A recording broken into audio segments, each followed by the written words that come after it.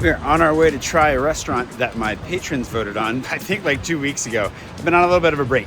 I'm gonna tell you all about that after we go have lunch. I think it's a Mexican place that invited us. Actually, did they invite us? I might have to pay for this. Either way, I'm not gonna tell you about it unless we like it. So I'll check in with you here in a moment.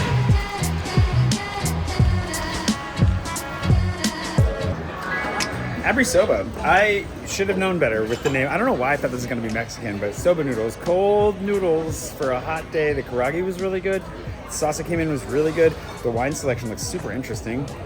Nice vibe, very friendly staff. And in a part of Paris most of you probably have never been to. A lot of you may have. Have you really? This is a spot by Cadet. I doubt most people have been here. Get off the beaten path, check this out. But I'm going to give you a long update, and then we have a video to film this afternoon. What was I going to say? Oh yeah, I'm still alive. Well, that hit the spot. Thanks to Steve Kurtz and all my patrons for voting on that.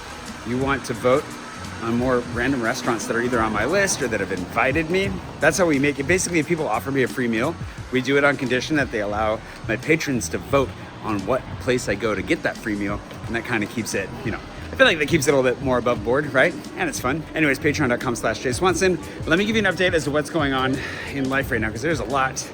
And I already tried recording this once, then immediately forgot that I launched a book. Like, people have asked multiple times, like, how it's been going, and I'm like, going?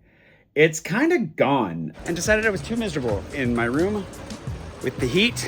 And so let's sit outside and talk for a second. Looking for a breezy and shady location that is not full of random people, if I can help it. I have taken a bit of a break from vlogging, which has come up a lot in comments and messages, which is very nice. People are checking in, make sure I'm still alive and okay. I'm fine. But it has been a little bit of a stretch here after launching the book. I think the crash was caused by a number of things. I had a friend that asked how I felt on my way to the book launch party that we threw, and I said I felt like I was on my way to an execution, my own execution. And it's a little bit extreme, but I think a lot of it's because the vulnerability in the book, all the build up to it, the fact that we were going to be talking in front of 150, 200 people, however many people showed up, it's just a long build up. And the vlogging daily is taking a lot, and that's something I want to talk about. So I've got a couple of questions for you as viewers at the end of this video that I would love your input on. So please leave comments below on that if you feel like it. If not, that's fine. But I should probably start by saying, I'm good. I'm a little bit overwhelmed. There's a lot going on. I crashed, like I said, really hard. I was supposed to take all of July off, and that got scrapped because we had a really cool opportunity come up aligned with my podcast with the Atelier. And the Atelier falling through was another big gut punch. I made a video about that recently. I was keeping it secret because I was like, okay, let's make sure everything goes through first, and then we can share the story of moving in and kidding it out and all that. But in the end, I think it works out better in a lot of ways. It would definitely, for the story, I want to bring you along for finding a place, the reasoning and everything else. I think for the sponsor, the really big sponsor that has come on board to be a part of it, they've been super supportive. They sent me a bunch of iPhones, which I will show you in another video for kidding it out, because we got to make videos out of all this too. You can't just do audio. There's a lot of really cool stuff. And so we jumped on the opportunity, and even though the Atelier part fell through, we still have a lot of work to do to keep the whole thing going, because we set the thing in motion. We just don't have a home for it. But I think that makes for a really good story, because the podcast now is a story about transitions, my transition into hopefully a new space, the transitions of my friends Jane with her new business. She got accepted to Station F, France's most famous tech incubator, as a woman in an AI field, which I feel like is a pretty rare feat. I'm very proud of her, so we're going to follow that story. And then Paul, running all the major marathons in his 40th year on this planet, and Tamer learning French just so that he can do a stand-up show in French, which is pretty great. And because all these stories are happening right now and I want to share them and they're in real time, we're changing the format. We're not doing the 6-month hold on it we were doing for Patreon. So we're going to figure out what the Patreon perks look like for my patrons.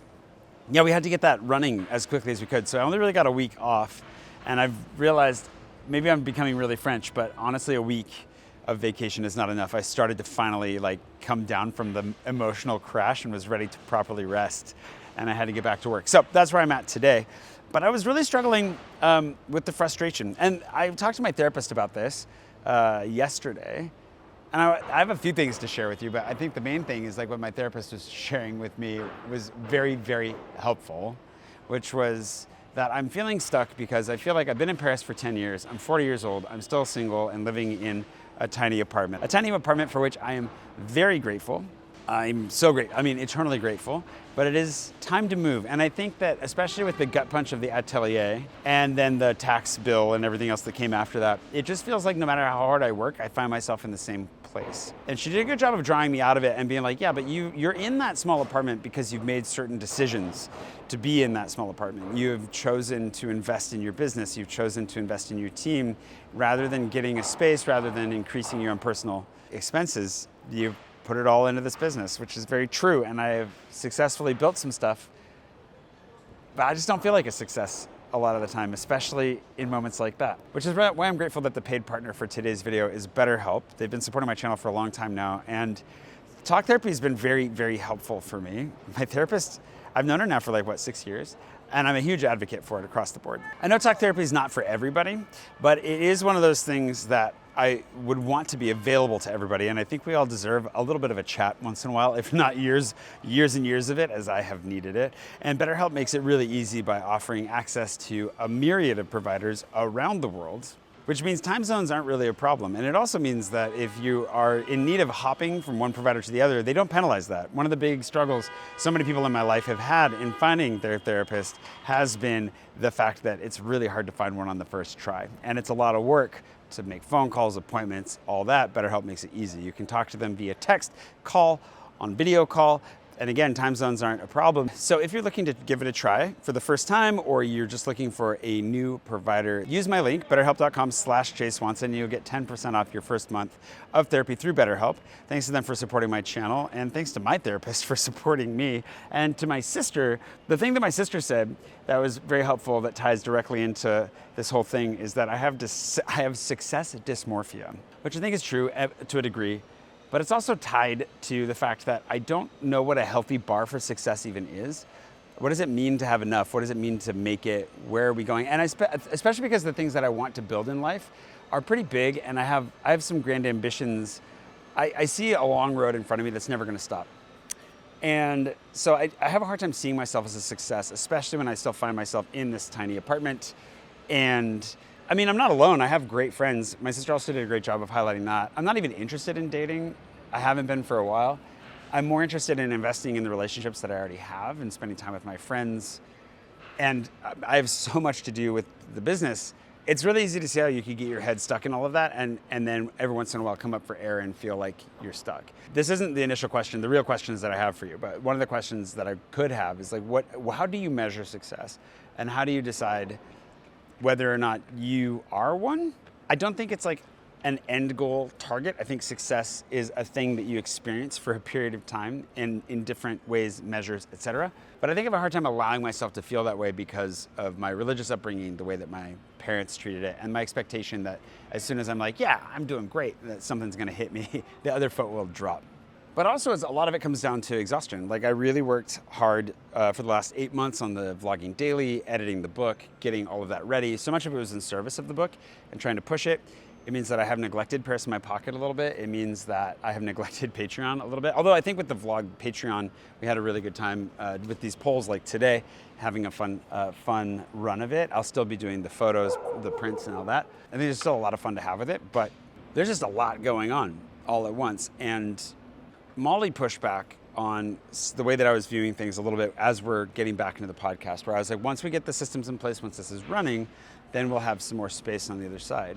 But the reality is I'm always gonna fill whatever space I find with the next thing. I'm always building. I'm building some stuff I haven't talked about publicly yet right now. I'm always running after the new idea as we build the one that's right in front of us.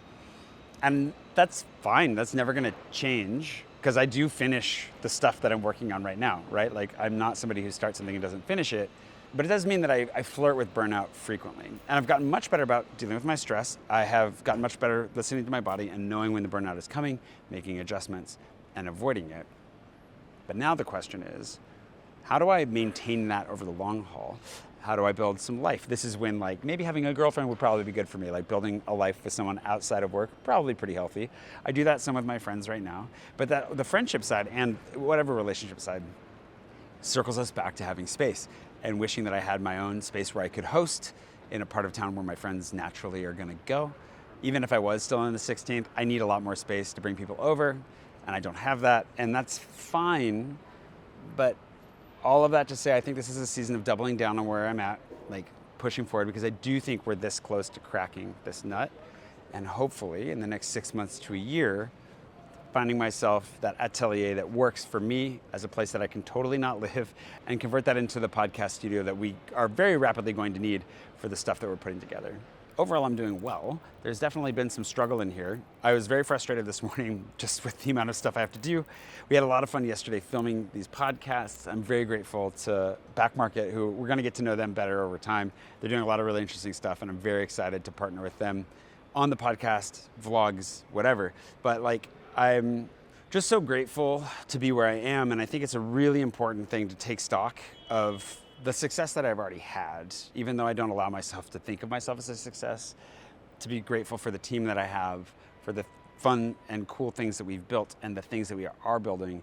And that is why both my therapist, but also my sister and my friends have been so helpful in this. My sister especially, she just had a couple of really nice things to say about how she's proud of me and how I am building really cool stuff, and how she's excited to see where it goes. And there's something about hearing that really helped me the other day. It really helped me to snap out of the funk I was in. And so now as I try to catch up, I've got a few videos that are behind that I need to get out. So those will be coming soon. So you know that I'm back on YouTube here for a minute. As we renew Garage Monologues, as we push with new podcasts, as we piece things together, I'm also just gonna have a mind for, this is how I am. I love to be creative and do what I'm doing. I really want to build the next thing. My life is very full. There are certain elements that need to change. I'm dying for a change. That change is coming. I can make it to the finish line.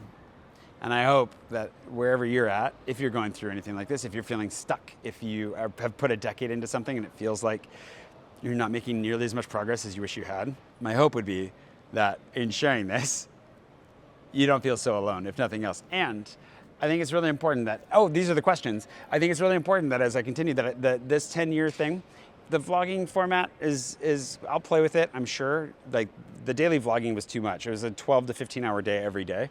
And I just didn't have time left over for anything a lot of the time. But I still want to pull that out from time to time because it's really fun. Are you interested in life in Paris? Are you interested in seeing the sights? What is it that you come for? What are you here for? Because I think a lot of the deal that I made has been just sharing life as I go, the ups and the downs, and leaving this record behind, hopefully inspiring or comforting somebody out there with my struggles. But I'm also open to seeing how things change. I think my vlog has always been experimental. It's gone through seasons of daily, weekly, bi-weekly. I've played around with it and made it look, it's been so many different things. So I'll keep playing with it, but my hope is that we can continue to provide like good travel advice through Paris My Pocket, that we can give you an insight into life in Paris through business and comedy and like all the different things that are going on here in the podcast. Lindsay and I are talking about starting a podcast as well. I'll tell you more about that in the future. You know, so there are gonna be different avenues to get different things. What is it that you come here for? If you have thoughts on it, feel free to share.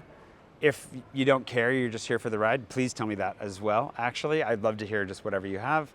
And I hope you don't mind that I was way too hot in my apartment and I was not happy with my attitude in that video. So it was very much a garage monologue in that I did it and then I was like, I'm not even gonna watch this again. I'm just gonna go do this a second time somewhere a little bit breezier. And I was imagining doing it with the church behind me, but the construction and the current angle of the sun meant that I would have been roasting and it just wasn't gonna work. So thank you for watching. Thanks for being here for so much of this journey. There's a lot more to come. Like it's not over. There's so much more. It's just a 10-year start, right?